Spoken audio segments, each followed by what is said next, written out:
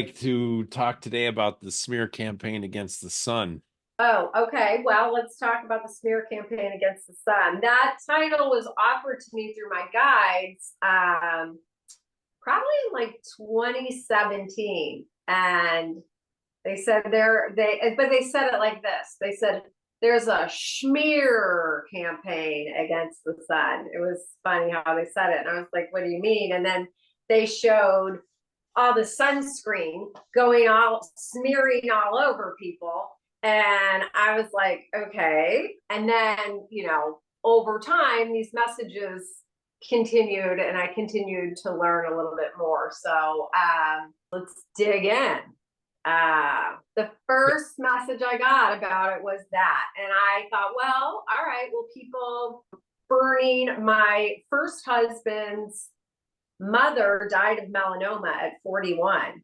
So try convincing people who've had someone die of melanoma that the sun is not dangerous, right? And sidebar, what if the toxins inside of our bodies, right? And when the sun is radiating on our bodies and we have these toxins in or on our skin, what if the sun is interacting with those toxins? And so the problem isn't the sun, the problem is the toxins in and among our environment. And I've come to learn, because I'm very fair. So when I was getting this message about like, oh no, don't use these things on your skin, I was like, well, I would burn. And first of all, they said, be sensible. They're like, be sensible. You don't need to run and cower from the sun. Be sensible. But additionally, what have you ever noticed the parts of your body that burn sometimes? Mine are little jiggly bits where you have little jiggly bits. You get a little jiggly bit of fat there, right? And it's like, oh, wow, it's really kind of red right here. Guess what? Because where I'm storing fat, that's where the toxins are. And so it's the toxins that are burning in me. So that's a really interesting point. So ask me some Isn't that questions. true? Yeah. So ask some questions because I could talk in circles about the Well, sun. well, you're talking about the toxins and so forth. You found an app that you used recently to kind of look at the sunscreens. Oh yeah, it was interesting. So the app is called Yuka, Yuka, and it's interesting that my brother, he's a cardiologist, and he developed this app called Food Switch. And so I knew that these apps existed, and I'm like, I'm going to look for an app that will check my food, but also check my products in my house because it's so confusing now, right? It's like natural or gluten free, plant based, organic, and fragrance free. We all accept all this, but so I downloaded this app, and I've got an intense personality, so I like to scan like now everything. And I was over at my sister's because she's moving, and she asked me to pack her bathroom. And I was like, oh, this is going to be so fun because she's got a ton of products. And so I'm like, I'm going to use my app. And I'm sure she's like, Jesus Christ, can you just pack up my stuff? But I scanned the sunscreen in her bathroom last night. Out of 100 points, we've all been to some sort of school, taken a test. The closer we get to 100, the better off we are, the better we're doing. The sunscreen was a 1. And then Mhm. on this app, you can see red. If it's got a red dot, that means it's a hazardous ingredient. And then you click on it, and it'll take you to the ingredient and why it has been classified as hazardous. And this particular ingredient that I do not recall and I cannot pronounce anyway, first of all, is banned in Europe, also banned in Australia. And you read why it's an endocrine disruptor, but it impacts the functioning of your thyroid. But at the very end, it said breaks down to become A carcinogen. What is a carcinogen? Something that causes cancer. So riddle me this. How come, since this awareness over the dangers of exposing our bodies to sun, the incidence and rates of skin cancer have gone through the roof? And I don't know about you, but when I just recently came back from my time in the Bahamas, and oh my gosh, the aerosol, everybody's just like constantly spraying themselves all over. And it's like, what is going on? We didn't grow up with anything like that. And then we talk about, the ozone and what's going on with I don't know, our air quality. And I mean, I'd be sitting at the beach literally grabbing a towel, because if I was like downwind from a family, I was literally eating these chemicals, eating them. So you're taking these toxic chemicals and you're going up to your kids and you're literally like gassing them. That cannot be good for us, people. All because we're afraid of the sun that used to be worshipped in ancient times. Why would we worship the sun? Because there is no life without the sun. The sun is the son of God. It is the sun. It's not an accident that it's got the same name, right? It is from source. The sun was given to us from God, from source. So yes, I tend to revere the giver of life on our planet. And then I got another message early on from the guides, and they said something about mitochondria in our eyes. And Bill Nye Science Guy has nothing on me, because I didn't know that mitochondria was in all of your cells. So I had no idea. And I'm like, mitochondria in my eyes, the cells in my eyes. So they were talking about that the mitochondria would use the information from the sun to create energy, and that would do something to my body. And so I kind of looked it up, and again, I don't remember all the details, but what I did understand very early on from these messages was, wait, the sun really isn't dangerous. There is a campaign against the sun, which has led to an increase in topical application of chemicals and carcinogens, right? And then it's also thoughts become things, right? So this awareness around the dangers of the sun and the increase in cancer rates, because we believe that the sun is going to create cancer now, we're seeing more cancer from the sun. But really, let's talk about our diet.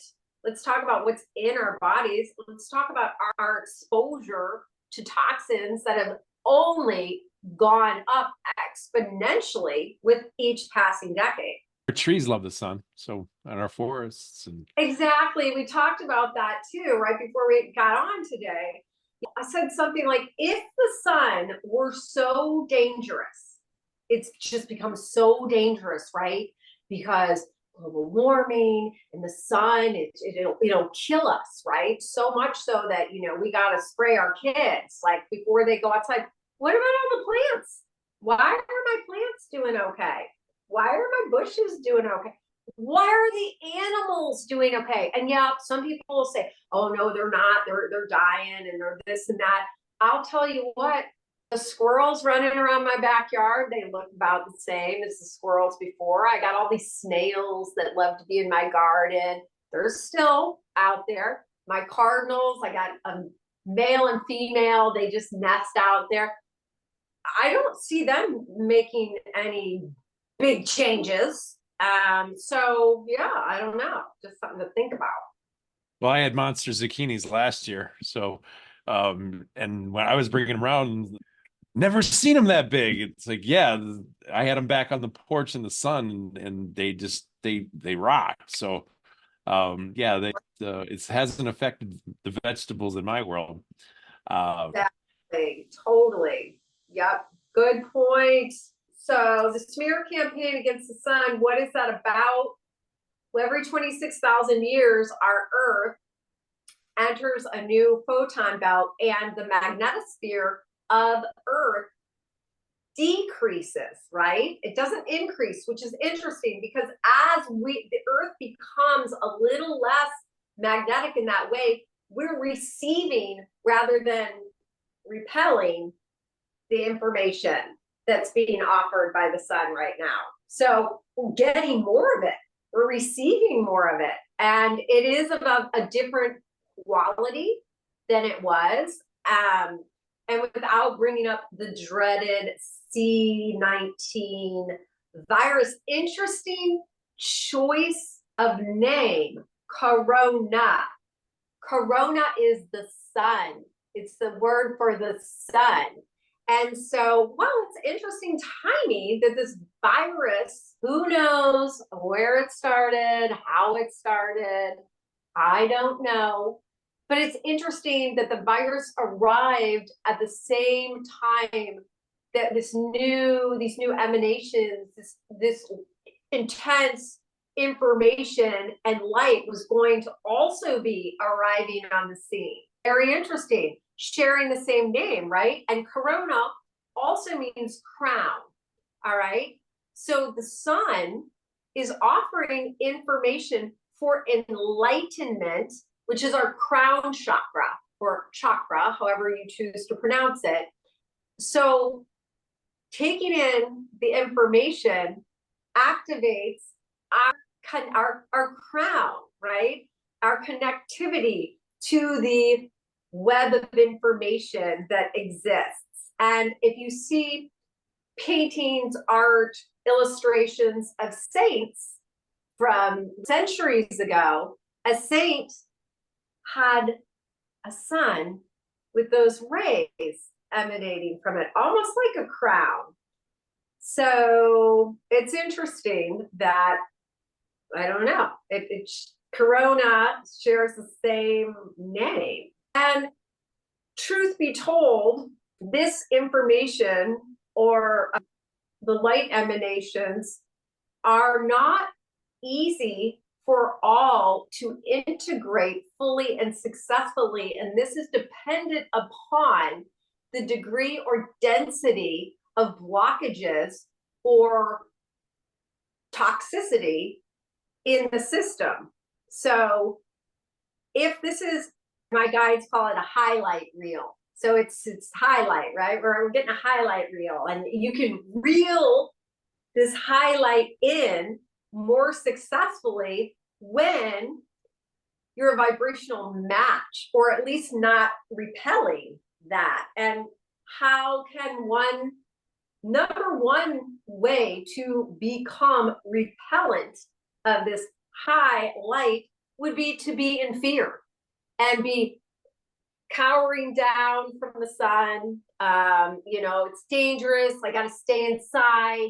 I could get sick if I go outside. I'm not going to be a vibrational match for that information or energy that's being offered. And then you add what we have been filling ourselves with over the last, I'm just going to say, since the introduction of Tang. We're not going to blame it all on Tang or Pop-Tarts or TV dinners, but all this food, and now the modifications in our soil and the modifications even in our fruits and vegetables. I didn't know what GMO modified food was when I started channeling. I didn't know.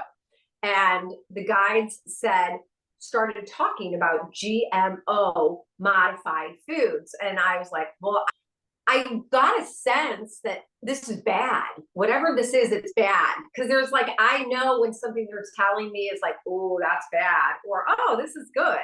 And so I was like, this is bad. GMO is bad.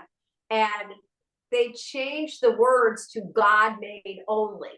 That's what you eat. God made only foods. And I was like, oh, okay. And then I looked it up and then I learned what it meant. But we have so many blocks and densities in our system the typical person does. And so we cannot reel in this high vibrational light information that is intended to be taken in through our eyes and other parts of our body, and so that we can begin to elevate out of this sleepy darkness we have been in, right? And reach greater states of enlightenment, to take the light in, to activate these elevated states of consciousness and connectivity, which is our divine birthright. This might be off on a tangent, but are solar flares related to the changes in our photon belt? So what I'm understanding, there is an increased energy around the sun that is, but what the guides are saying right now, consider the solar flares like they're showing me you're having a dinner party and someone comes in with a gift and you open the door. Every time you open the door, someone's coming with the gift. And so they're showing me that if we open the door, right? So there is a doorway that's opened energetically and astrologically that's different. This doorway, and it's interesting because they used this doorway metaphor a long time ago. So they're using a similar metaphor because I'm not a sciencey person, so they don't often use like science words, but they're showing me every time if you're having a dinner party and you willingly open the door and invite people in, these gifts are coming. So these solar flares are coming, and they're going to keep coming from what I understand. I am not holding the belief.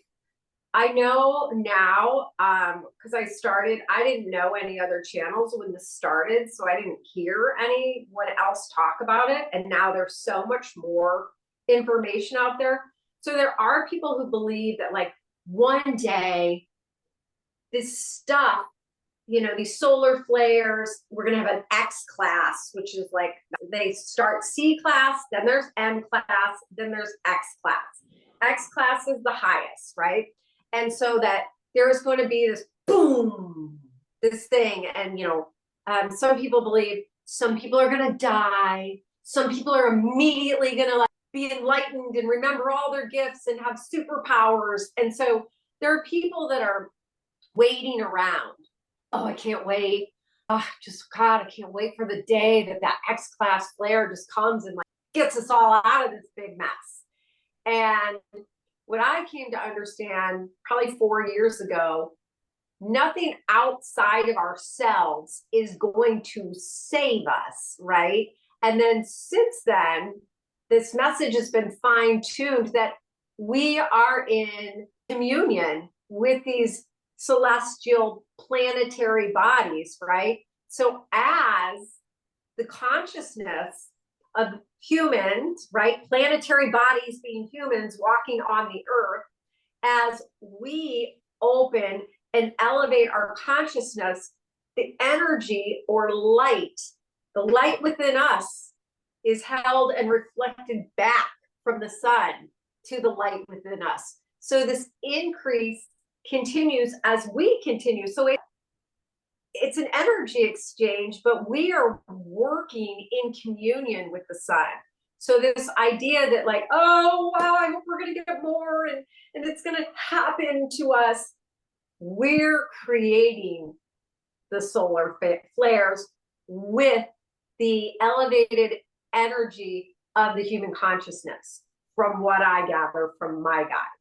And I've noticed you being very sensitive to the solar flares, and you get really hot, and then when they're over, you show me this website. Is it a website that you have access to that monitors the solar flares? Spaceweather.com, the Tomsk, TOMSK. There's a variety of different sites that measure and track all of the geomagnetics and whatever, the photons, solar storms, and all this stuff. But I'm not. I mean, I never doubted you, but you would show me the notification that there was an increase in solar flares, and they corresponded with you getting sweaty and taking off your sweatshirt and so forth, and how it definitely affects you. You also showed me once a picture of you actually light coming out of your feet into the ground. Can you explain that, or would you like to talk about that at all? Well, sure. So I've come to understand that just like in a company, you work at a company, not everybody has the same job. All right. And everybody has different jobs. And so on Earth, we have different jobs, right? And we've been trained or certified or just genetically, built for different jobs. And so if you believe in concurrent or past lives, whatever way you want to look at that, that's a whole nother discussion. Perhaps in these other lifetimes, I am practice holding a lot of energy in my body. So I had a psilocybin journey once, and one of the things that came is in this lifetime, I had decided to see how much energy or light information I can hold and take in through my body. And that was part of what I wanted to see if I could do. And I'm like, oh, okay, really interesting. And that information came through in the psilocybin journey before seeing this light coming out of my feet after these events. And it makes so much sense because for years I was like, oh my God, what is going on? And people are like, oh yeah, it's the change. And I'm like, it's not the change, okay? I already went through that. It's not what's happening. Right, right, Like, right. oh well, you've got an old lady getting hot. Imagine that, you know. So I believe my role is to be someone. Not everybody is designed for that. It doesn't make me better than anyone else in any way. This is my job in this company. This energy has to come in and through people. And imagine if I'm able to take it in without short circuiting or blowing something, and then it can slowly emanate from me to the people around me in a way that is not going to be disruptive or anchor into the earth. And I believe, of course, there are millions of people like me that this is their role. But it's interesting. I think these people are energetically spaced out on, from what I've come to understand from my years of channeling, that there are these ley lines, right? There's a grid in the earth.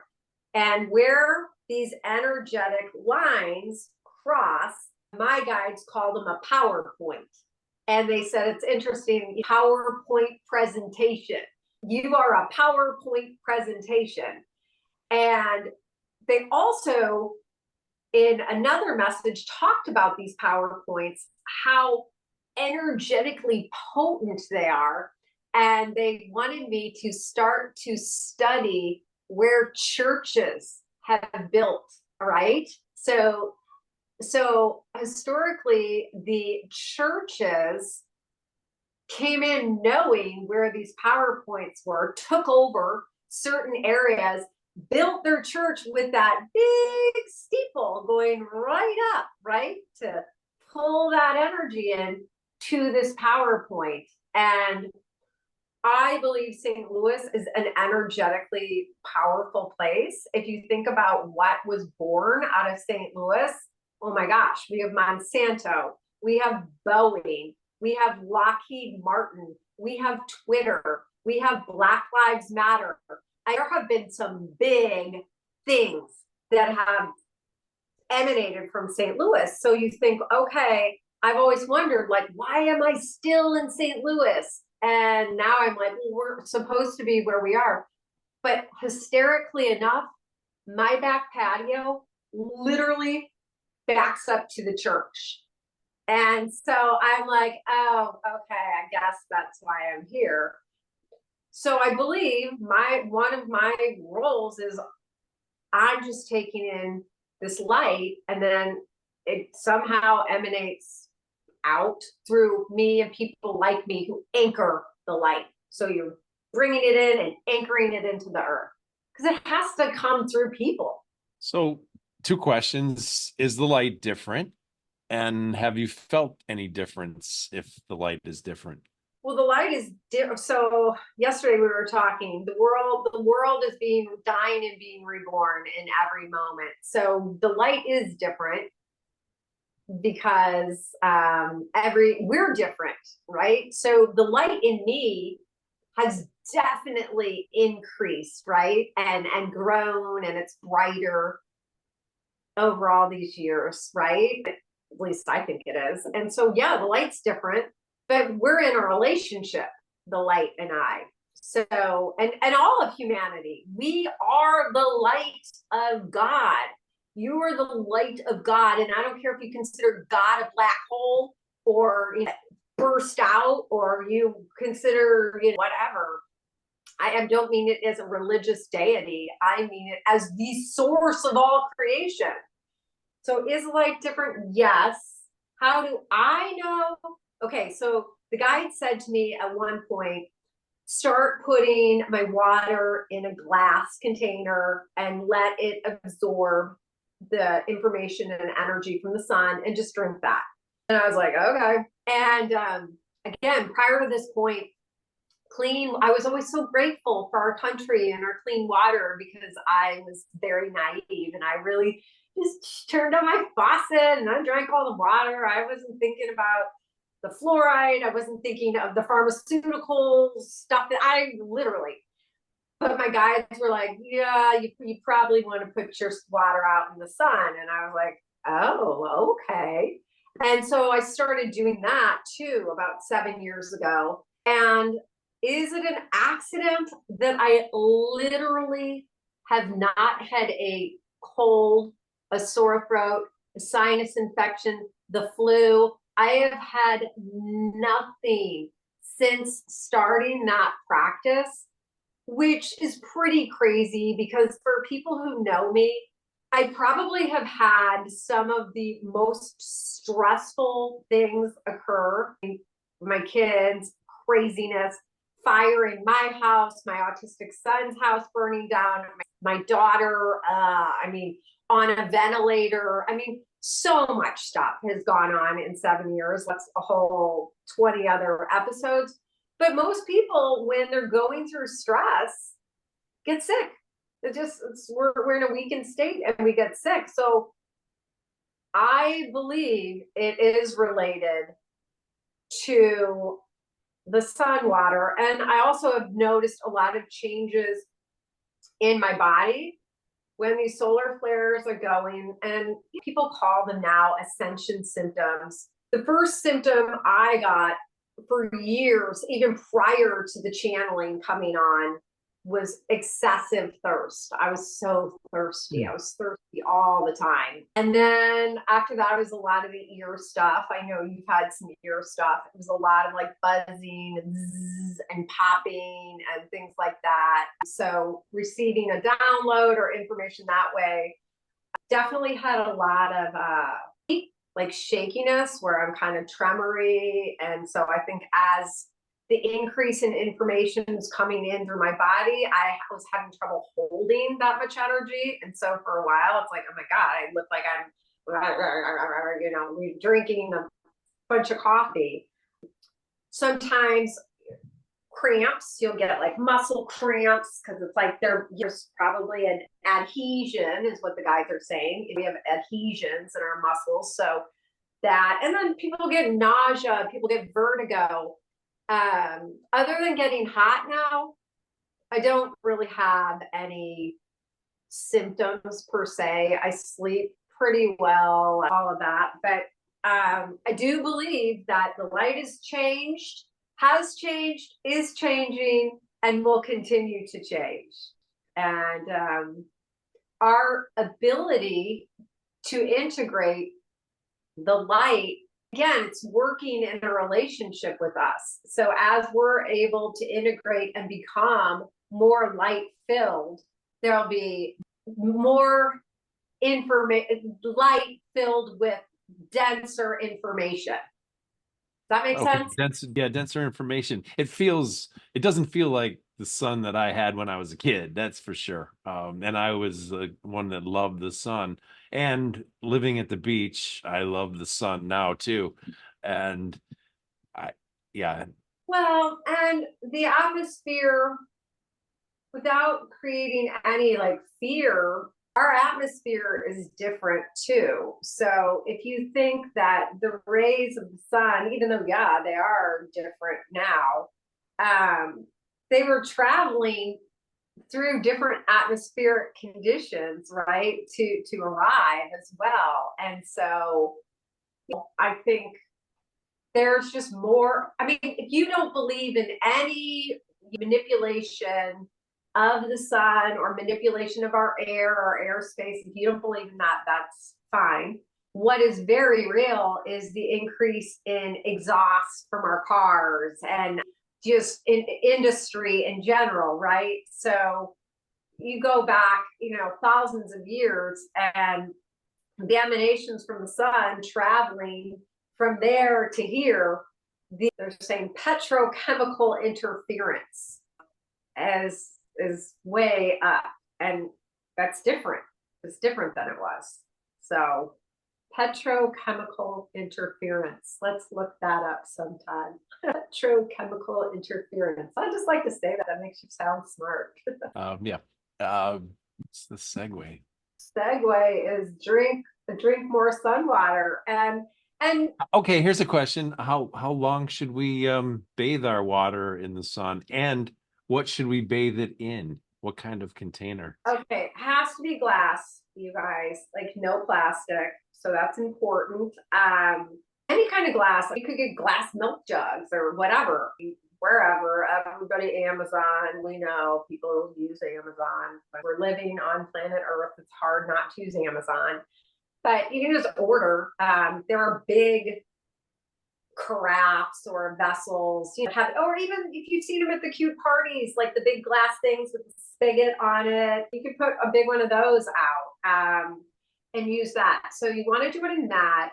I don't know. I don't think there's a particular amount of time. I have two 64-ounce vessels that I swap out.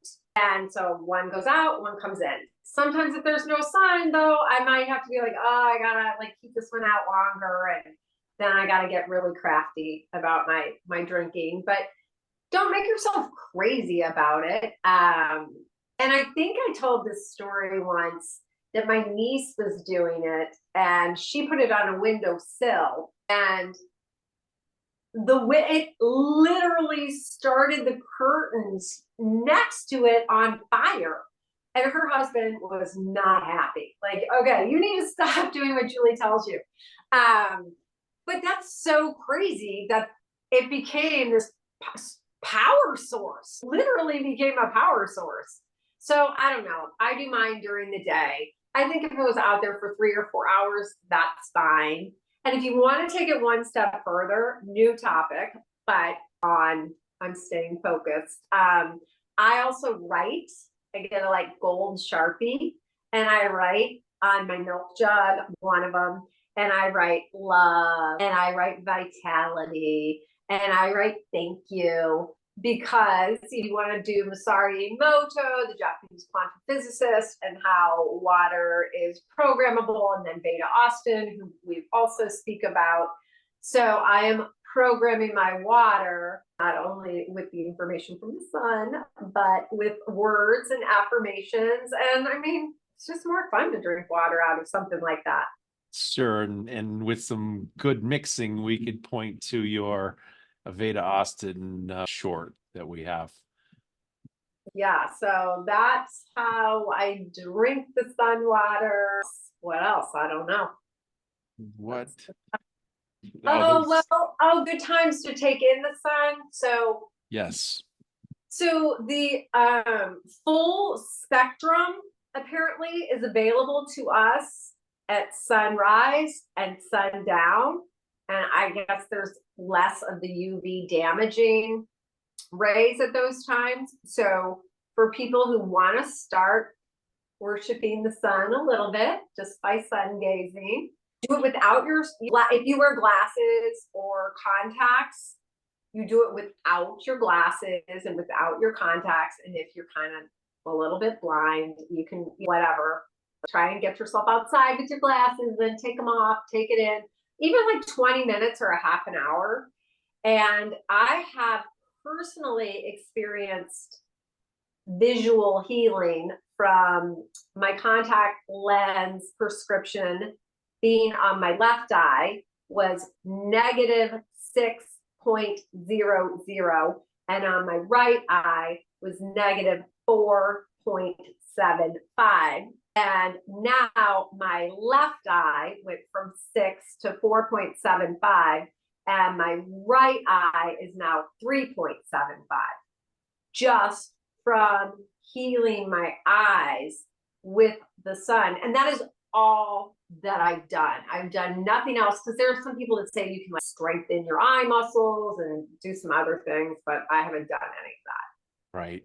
Oh, and I was sun gazing. I was at my park and sundown, and I was sun gazing, and I was laying there and just doing it. And this elderly couple walk up to me and they're like, "Excuse me." They asked me if I was from Switzerland, and I'm like, no, I'm not from Switzerland. And they said, "Oh, well, our son lives in Switzerland now. He married a woman from Switzerland, and that's what they do. They all like to gaze at the sun when the sun's going down." And I'm like, "Well, I'll be damned." So that is currently occurring, at least for some people in Switzerland. And this isn't information that we're hearing on our mainstream news. You certainly don't go to the eye doctor. He doesn't say, you know what might be a good idea? Nobody is talking about that. Oh, yeah. And then, okay, another thing. Let's talk about this for a second. Would you continue to go to any other doctor if every time you went, the problem got worse? Okay? I mean, for the most part, every time you go to the eye doctor, you're like, "Oh, shoot, well, got to change my prescription just a little bit. It just got a little worse." You're never like, "Hey, doc, like, I don't think you're doing your job, because I'm coming to you to keep my vision," right? What's up with that? What is going on there? And so we've just come to accept that this is just natural progression. Your eyes just start failing. And I don't really think that's necessarily the way nature intended it. I'm trying to implement these things slowly. I've been immersed in some of the things that your guides are telling you about these things, and a lot of them are well, I got to give them time to part. But I don't wear sunglasses any longer. I do go to the beach, and I haven't noticed anything wrong. Sunrise is a magical time for sure, and Yeah. and Well, and start living.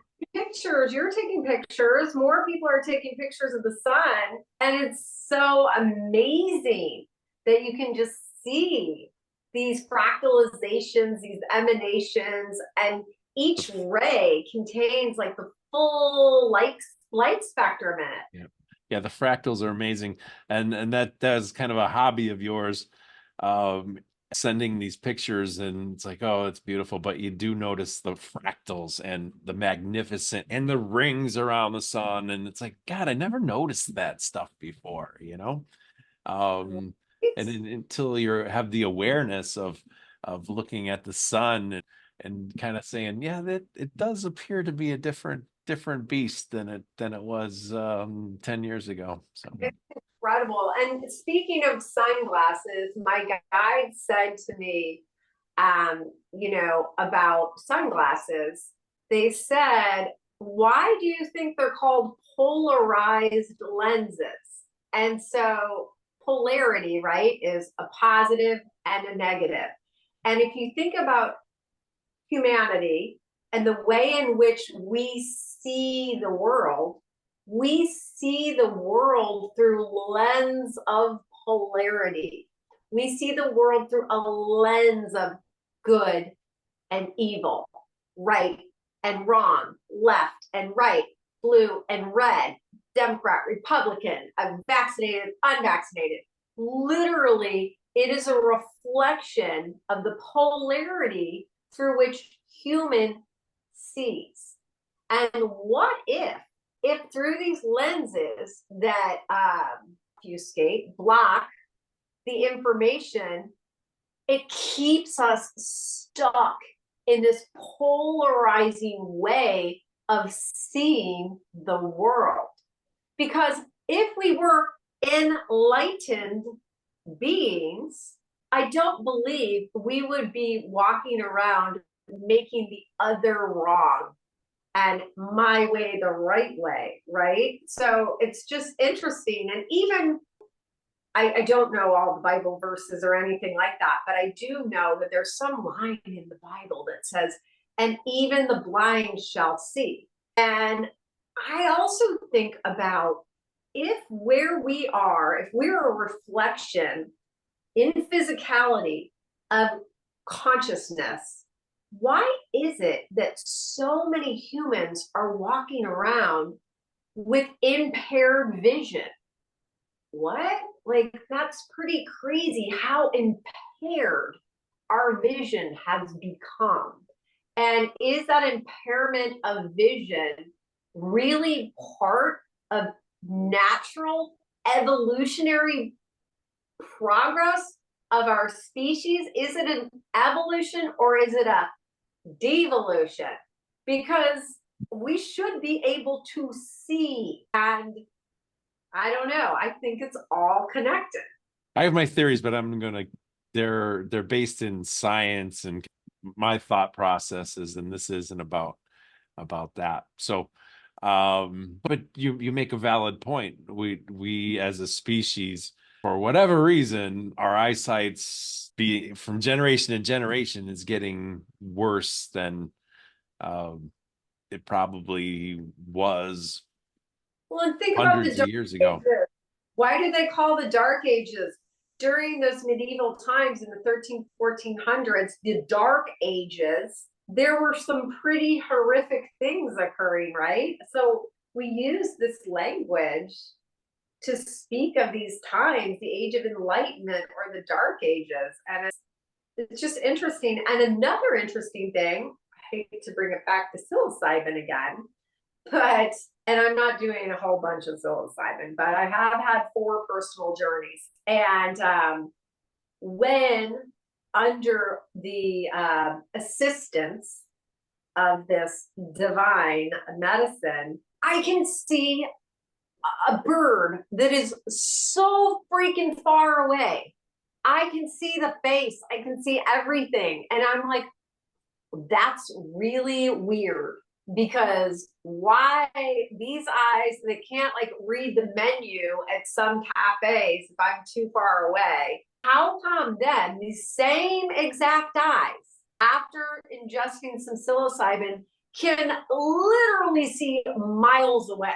That's crazy. It's wild. Right? That's pretty cool. Let's do it. Let's do a journey. Yeah, exactly. Write my playlist. It's pretty incredible. It's like, wow, these eyes work amazing all of a sudden, which tells me, is there something occurring in our environment that is perpetuating the lack of visual acuity in humans? I don't know. These are just hypotheses I like to throw out. The guys will give me some information probably at some point on all this, but I All believe so. right. Well, that was a great 3-parter, it seems to me, if we're going to keep it to a half an hour on the smear campaign about the sun. And we didn't against the sun, and we didn't even talk about chemtrails. So that will be for another time. No, It's they're a contrails. What are you talking about? They're just they're contrails. contrails. Oh, they're I'm, not chemtrails. All right.